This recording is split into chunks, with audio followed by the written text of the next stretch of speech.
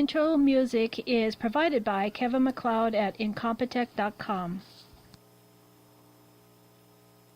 You're listening to Night Dreams Radio with Gary Anderson. Hey, that is me. I hope everybody's having a great week so far. Tonight, we have Peter Davenport will be our guest tonight. He's from with the National UFO Reporting Center. He's going to be talking about reportings and what's going on in the UFO field. And in fact, I'm going to bring him on right now. So let's see. Peter, are you there? I'm here. Hi, Peter. How you doing? I'm doing well. I'm looking forward to this tremendously. Well, so am I. So why don't you tell everybody what you do? Well, I'm the director of the National UFO Reporting Center, a position I've held since July of 1994, so I'm coming up on 24 years that I've been doing that. And in one sentence, what I do is collect UFO reports from around the world and post them to our website so people will know what's going on instead of believing what the government wants us to think is going on. That's what I do. Oh, wow. And how can people find you on the internet? It's pretty simple. They can always just type in the National UFO Reporting Center and do a search. That'll take them right to our website. Or they can go to the website directly, which is ufocenter.com. And we spell center a little bit strangely. Canadians and guys in England ask me this all the time. It's UFOCENTER, not RE. Okay. So I bet that keeps you really, really busy with phone calls. Oh, boy. It does. And I turn off the phone at night when I go to bed, but for all intents and purposes, Gary, I work 2 shifts a day, 7 days a week to provide people with a place to report a UFO sighting if they believe they've seen something really unusual. And that's one of the most gratifying things of my job is people who see a UFO for the first time in their lives, particularly if they've been skeptics up to that point in their life, are ever so grateful to have somebody to talk to describe what they've seen. You know, I wish I would have reported my case back in the early 70s, and I think I was telling you a little bit about it today, and I'll go into it, then we'll go into a lot about you. But in the early 70s, me and my wife were coming back from North Carolina. We were hitting New Mexico, and, you know, at that time, they didn't have a speed limit. So I was probably doing, 80, 90, 100, I don't know. But all of a sudden, the whole car lit up inside, and the road in a almost complete circle, just like lit up, and it was keeping up with us. So I pulled over thinking I was going to get a ticket, or something, I get out of my car. There's absolutely no noise, no sound of a helicopter, which I thought it was, no sound at all. And the light just intensified so bright that it hurt my eyes. And maybe for about 5 seconds, 7 seconds, no sound, and then all of a sudden it just vanished, and it was nothing there. So you could see an actual light above your vehicle where you were on the road. It lit the inside of my car up. That's how bright and intense it was. And it was, it looked like total daylight. That's how bright it was. Yep. That's why I thought it was maybe a helicopter or something, and there was no helicopter. So, Yeah, if there had been a helicopter there, you would have heard it for sure. Yeah, and, there was... Back then. Yeah, and, it was no sound or nothing. So, I know that the government, was, 20 years, 30 years ahead on, technology, but even back then, and I think it was around maybe 74 this happened, I don't know if anything it could have done that. So that got my eyes open that there is other things out there. Yep. You have no idea unless you've just combed through our database of we have about 116,000 cases posted to our website. You have no idea how many similar reports there are that are posted to that website that describe very similar events. Oh, wow. So These are happening on a regular basis. So I'm not the only one that had a bright light experience. No. In fact, there's a very interesting report on our website from the year 1938, long before there were helicopters with bright lights on them, from the Los Angeles area of California. A young boy was walking home from the movies, the cinema, and he was very near an orange orchard, and suddenly the area around him lit up just as you describe it, brighter than sunlight. And he hid under a tree, and something came directly above that tree and illuminated him brighter still. Oh, wow. So, and there are probably hundreds of similar reports posted to our website that sound very similar to the one you just described. Oh, that makes me feel better. You don't go around telling, I used to be in broadcasting, many years ago, and then I got out of it. And now since I'm retired, I figured, you know what, now's a good time to get back into it. And, I just was thinking, didn't you have a sighting yourself around 1954 around a airport in St. Louis?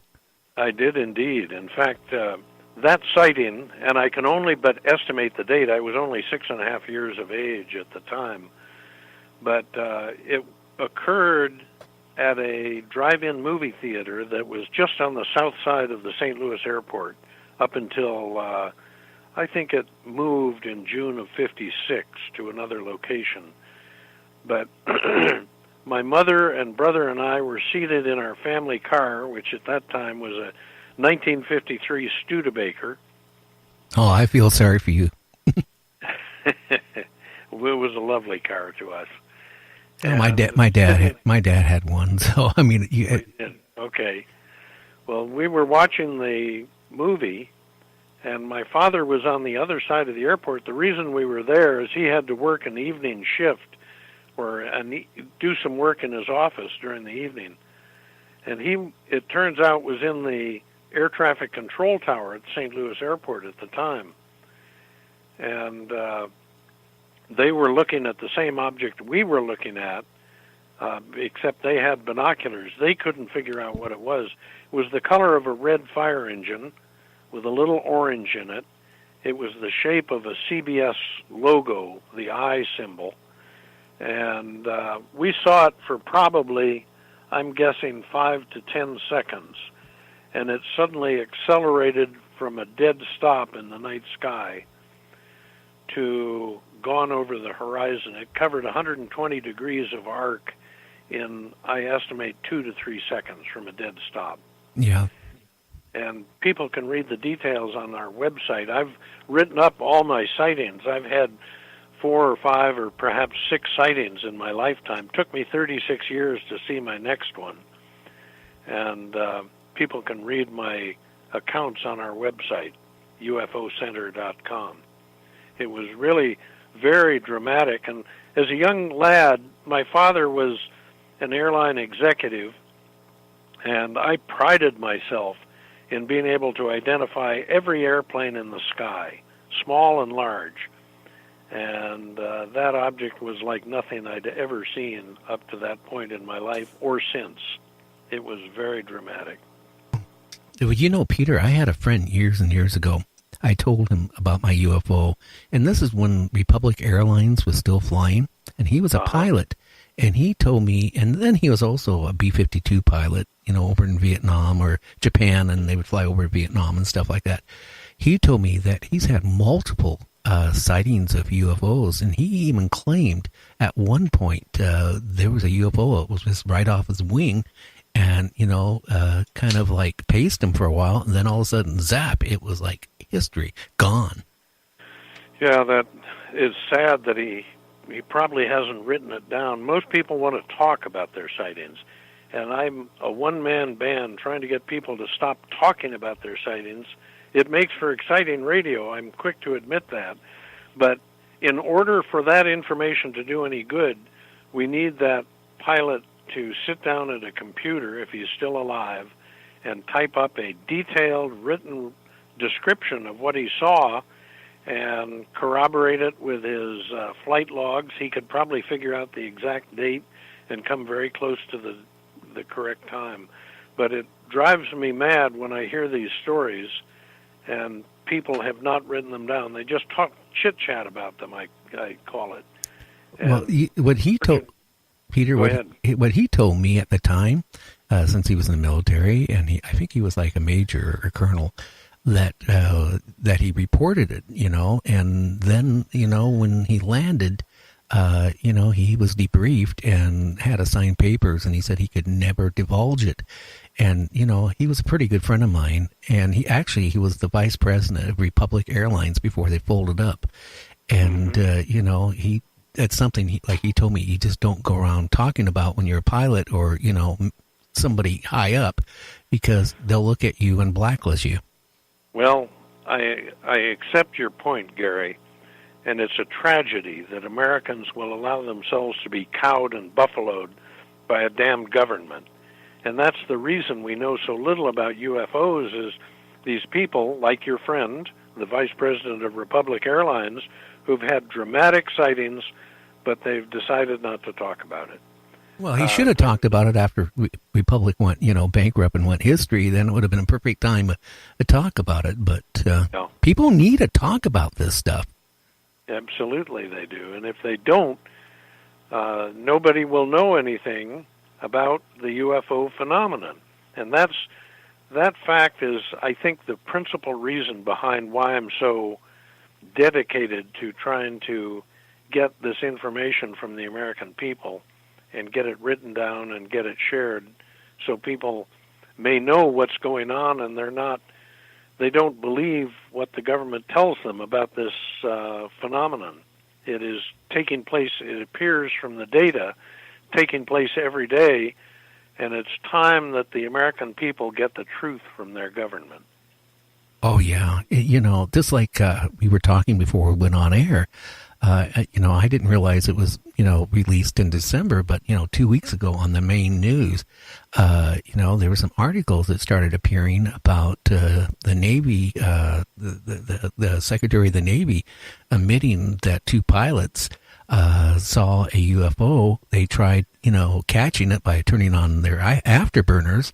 They actually did get some video of it, but they said that again, the UFO was gone almost instantaneously.